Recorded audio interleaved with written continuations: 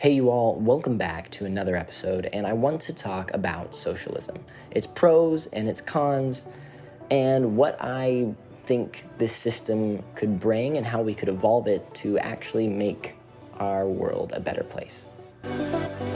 So socialism, I think, has many great merits. Many socialist economies and countries want to ensure that basic human rights and needs are met. And according to many articles and studies, quality of life in socialist countries is better. We can take a look at Norway, Sweden, and Denmark, and Iceland, where people are getting paid maternity leave for 6 to 9 months, where in Germany, you get a month minimum off of leave, or at least they want you to take a month off for work, right? Like they want you to, and it's paid. Here in America, you're lucky to get 2 weeks of vacation time. Just crazy, right? Those countries which have many socialist policies, many socialist programs for its people, free education, free healthcare, really benefit their citizens. Their citizens are happy and they do well. And they also have some capitalist ideologies in there as well. Some of the way their markets run and their businesses run are also capitalist. But we can look at Vienna, where housing is both government run and privatized, and they work together, where cost of living is extremely affordable and very, very good for its citizens. The cost of living and the quality of life in Vienna is fantastic. So these socialist systems, they can work and they're not bad. But here in America, and America's done this throughout history, is we have deemed socialism a step to communism, and we have also deemed it villainous, that it's bad, and that, many socialist governments are just trying to power grab. When we ignore the fact that our capitalist system that we run under in America's government has also been power grabbing for its entirety of existence. Now, there have been some overthrowings of governments by socialist groups that were violent, that led to, the socialist parties being in power. But there's also some countries where that didn't happen. We can actually look at Chile, where President Allende took office rightfully through a vote, but it was actually the CIA's backed candidate, Pinochet, who ended up being a dictator, who overthrew the Chile government in a coup and got rid of everything Allende was working on. Allende ran a socialist government. He won the election, and he was starting a cyber network to plan the economy. Chile's future was looking bright, but America wanted to make sure that Chile was an example of, hey, you tried to steer too far away from what America wants for your economy, well, we will crush you. And that's exactly what happened. And America's been known for backing dictators in multiple countries. In fact, it's something we do often and we shouldn't be. So not every socialist revolution has, been with violence, but also what revolution hasn't been? The American Revolution has violence as well. If we look back at our beginning as a country, it was through the Declaration of Independence and a war that America gained its independence from England. So, most revolutions do have essences of change, and change sometimes comes with growing pains, which in a revolutionary world can mean hurt and disaster and violence, right? Because people are so mad at the system that they want to revolt against it. And I don't think we have to get to that place here in America. I don't think we have to get to that place anymore as a species. I actually truly think we are evolved enough to have peaceful revolutions. But socialism has a lot of great merits.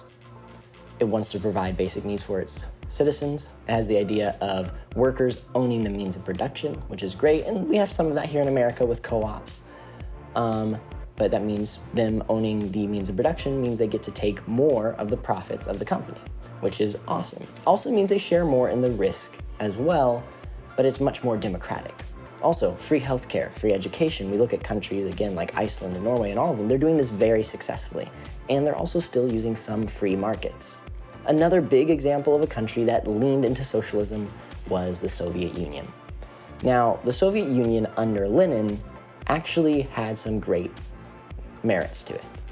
They still had the sale of property and real estate, and they had some free markets within the economy. But it wasn't until Stalin when everything became completely state-run, where the government had complete control. And that's really when things started to go bad.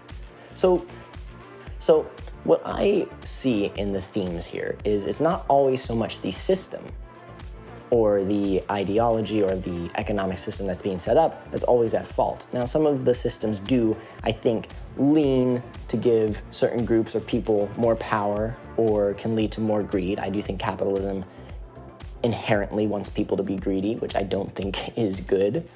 But it's not so much always the system as it is the people using it. We look at our current system here in America under capitalism, and it's a bunch of people power grabbing for everything. And a small group of corporations own most of what happens in America. They pass most of the bills, they pay most of the politicians, and it's a small handful of corporations. Well, that's not too much different from when Stalin took over the government in the Soviet Union.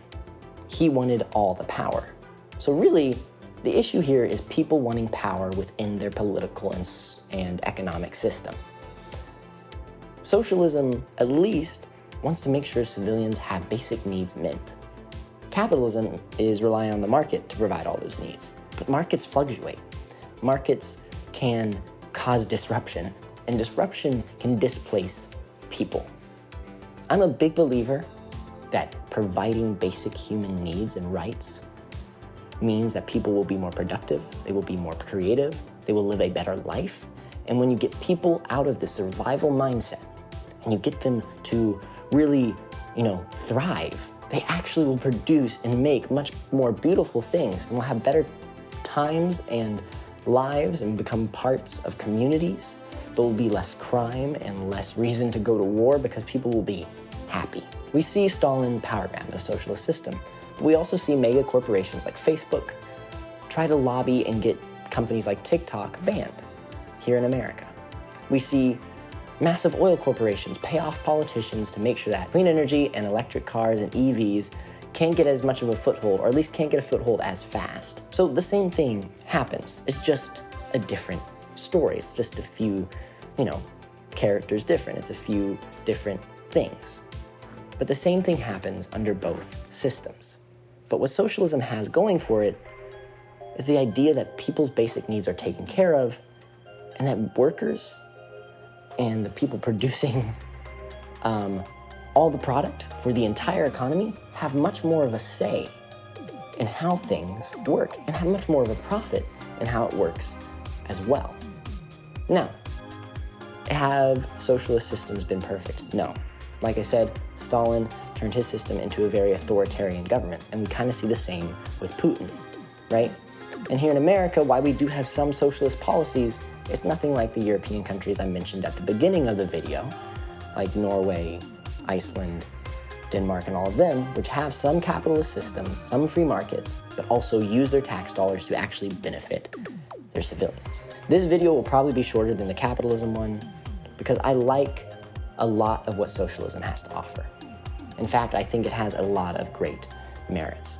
I believe that social programs, community, providing workers with more rights, protecting your workers, protecting the environment, and all of those things are good. And I think under a socialist system, the government has more control to regulate companies and businesses from destroying the planet, from hurting their workers, and from doing those things. In our current neoliberal society, where it's just freedom without any regulation, and this is the thing, freedom is chaos. And I do believe that freedom is important. But if your freedom is putting other people's life in danger, if your pursuit of freedom and wealth is putting others' lives on the line, is it worth it? Is that extra $1 million worth your, warehouse workers dying? Is that extra $1 billion worth the workers' rights violations? Is that $13 million you're paying to bust unions really worth, the people's lives that you're affecting? See, that's where I don't like the idea of, but it's freedom. No, if your freedom hurts people, if your idea of freedom is taking away from the planet, that isn't good. And here in America, we believe that greed is something to be worshipped.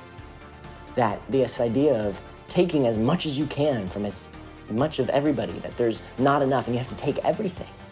That's not a good mindset. That's scarcity. They want us to think that way so that we're scared. But guess what? If you meet humans' needs, and this planet has so much to give us, and our technology is advancing so fast, AI and all these other systems are going to change our lives forever, and how we work, and how we might not be working at all.